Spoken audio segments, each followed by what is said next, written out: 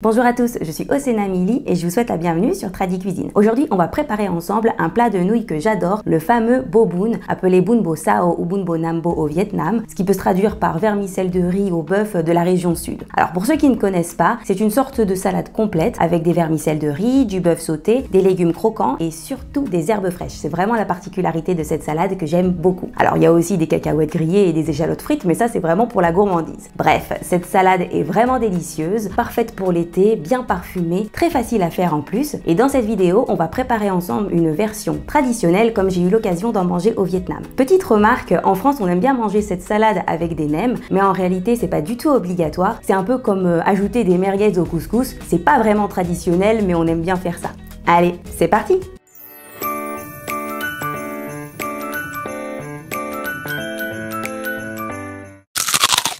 On commence par couper la viande en fines tranches, mais avant de la couper, il faut repérer le sens des fibres de la viande pour pouvoir couper perpendiculairement au sens des fibres, c'est ce qui permet d'avoir des morceaux de bœuf bien tendres qui fondent en bouche.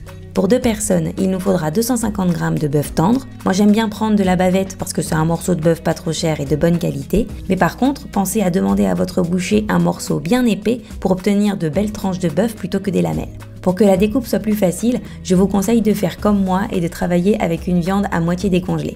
Une fois la viande coupée, on la transfère dans un grand bol et on prépare une marinade façon vietnamienne avec de la citronnelle. On commence par retirer le bout de la tige parce que c'est un morceau un peu trop dur, puis on retire les 2 ou 3 premières couches du bâton de citronnelle parce qu'elles sont un peu trop fibreuses.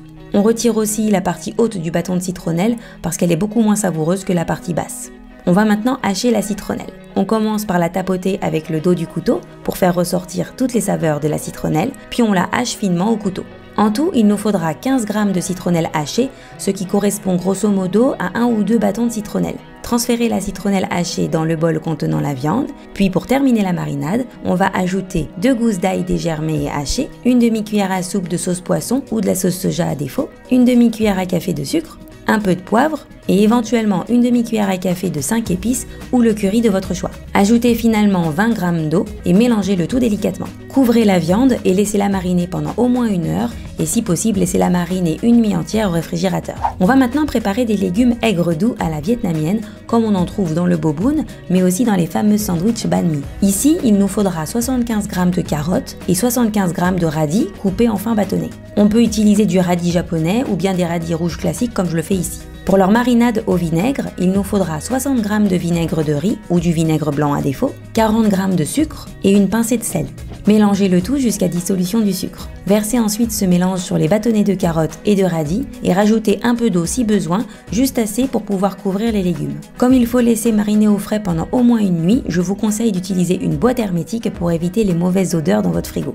On va maintenant préparer une sauce nuoc cham pour assaisonner le plat. C'est en fait la même sauce que pour les nems. Mélangez 30 g de sauce poisson avec 30 g de sucre, puis ajoutez 30 g d'eau, 25 g de jus de citron frais, une demi-cuillère à soupe de vinaigre de riz ou du vinaigre blanc à défaut et ajoutez une gousse d'ail pelée, dégermée et coupée finement. On peut aussi ajouter un peu de pimentaille si on aime manger pimenté. Je vous conseille de préparer cette sauce la veille pour le lendemain pour ne pas avoir la sensation d'ail cru dans la bouche. On peut maintenant préparer la garniture. Je fais griller 30 g de cacahuètes à sec pendant une quinzaine de minutes à feu moyen doux, puis je retire la peau des cacahuètes et je les concasse au mortier. On peut bien sûr utiliser un robot, mais attention à ne pas trop mixer, on veut garder du croquant. On peut ensuite préparer des échalotes frites. Dans une poêle, ajoutez de l'huile de friture, assez pour couvrir le fond de la poêle, et chauffer à feu moyen. Dans cette recette, j'utilise 50 g d'échalotes coupées en fines lamelles, mais vous pouvez prendre de l'oignon si vous préférez. Pensez à bien séparer les lamelles avant de les mettre à cuire. Une fois que l'huile est bien chaude, on peut ajouter l'échalote et surtout bien espacer les lamelles pour que la cuisson se passe bien. Laissez cuire pendant environ 5 minutes, le temps d'obtenir une jolie coloration comme ici. Égouttez ensuite sur du papier absorbant en espaçant bien pour que ça devienne croustillant. Attention à ne pas trop cuire l'échalote ou l'oignon parce que ça risque de devenir amer. Et voilà, la garniture est prête. Petite remarque, toutes ces préparations peuvent être préparées la veille pour le lendemain, ce qui est très pratique quand on reçoit des invités. Le jour J, il suffit de préparer les herbes fraîches, couper le concombre et cuire la viande et les nouilles.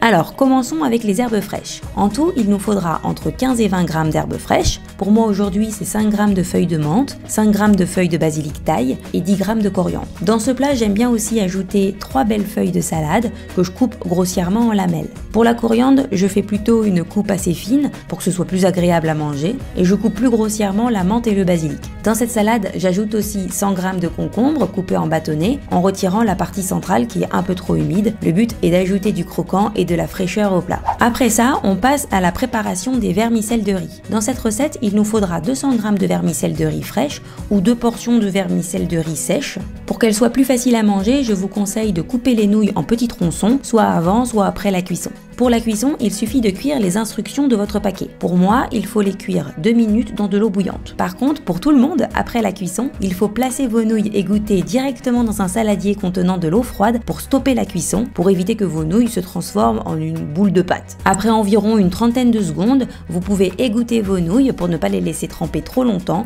puis répartissez-les directement dans vos 2 bols de service. C'est le moment de cuire la viande. Dans un wok ou une grande poêle, chauffez une cuillère à soupe d'huile à feu moyen fort, puis ajoutez le bœuf mariné. Bien espacer la viande, puis laissez-la cuire une trentaine de secondes avant de la retourner. Répétez 2 ou 3 fois ces opérations jusqu'à ce que la viande soit bien cuite. Et voilà, c'est le moment du montage. Pour chaque bol, déposez sur les nouilles la moitié de la viande et ajoutez 50 g de germes de soja, éventuellement blanchis si vous n'aimez pas les manger crus. On ajoute ensuite la moitié de toutes les autres préparations, la salade, le concombre, le pickles carottes radis préalablement égoutté, le mélange d'herbes fraîches, 3 ou 4 cuillères à soupe de sauce, les cacahuètes grillées et les échalotes frites. Regardez comme c'est beau avec ce plat, vous allez impressionner tous vos invités. Et voilà, j'espère que cette vidéo vous a plu. Si c'est le cas, n'hésitez pas à vous abonner et à partager la vidéo. Si vous réalisez une de mes recettes, n'hésitez pas à me laisser un commentaire pour me dire si elle vous a plu ou à m'envoyer vos photos par mail, Instagram ou Facebook, ça me ferait très plaisir. Et pour ne pas manquer ma prochaine vidéo sur la sauce bolognaise, je vous invite à cliquer sur la cloche et je vous dis à bientôt pour de nouvelles recettes traditionnelles du monde. Bye bye!